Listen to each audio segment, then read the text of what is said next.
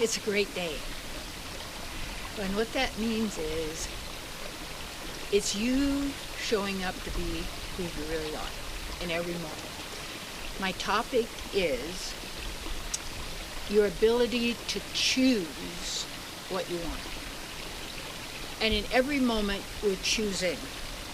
And we're not choosing between this or that, like you've got two choices. You actually only have one choice. And that's actually when we think we have free will, we do. But it's actually one choice. You either honor your heart center, who you are, or you honor the false mind, the virtual reality projector mind. And in choosing, there's a word so many of us have used called responsibility.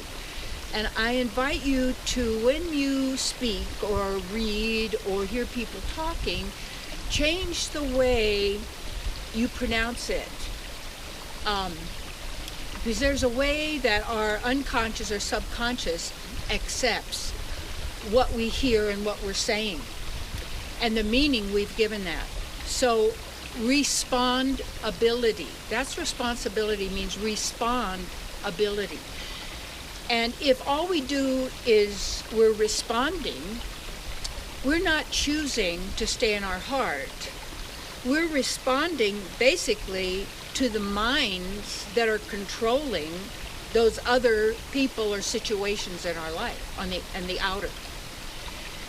And therefore, we're keeping, in a sense, this duality reality of loss and gain, like and dislike.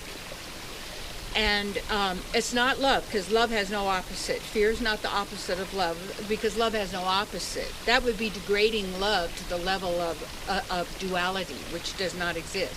But we'll talk about that later. But the ability to act, and I call this actability, because in every moment of now, every moment of now, that's all we've got. That's all. It's beyond everything. It's us being ourselves.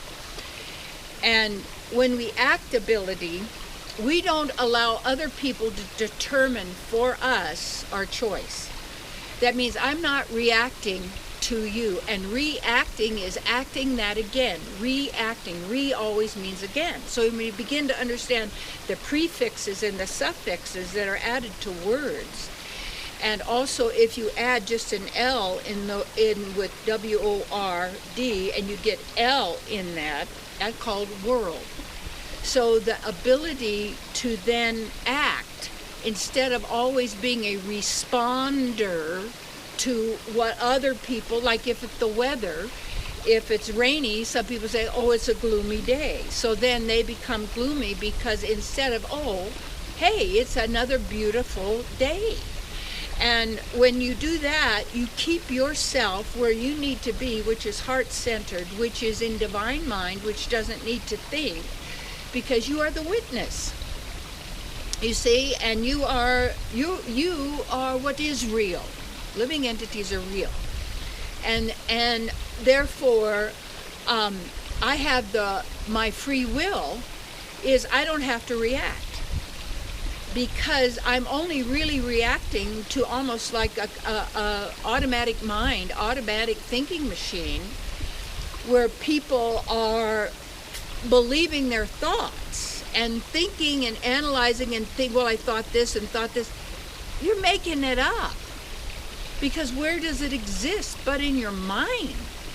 And if I own my ability, my power of free will, which is to say heart-centered, which is in my own knowingness and beingness, and my mind in the bliss zone, meaning I don't need to think, I can observe and actually be fully the now, my own sense of beingness. And when we are there, every moment of this now, we will know always, and we will do exactly the most perfect thing.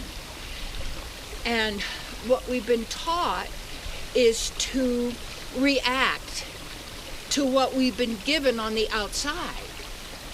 And it's just like, say for instance, in school when they taught you something.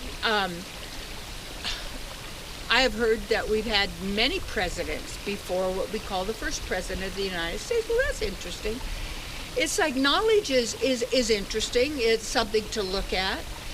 But to also realize that everybody's got an opinion. And that all of us, in a sense, have the desire to make other people like us in some way, especially miserable people.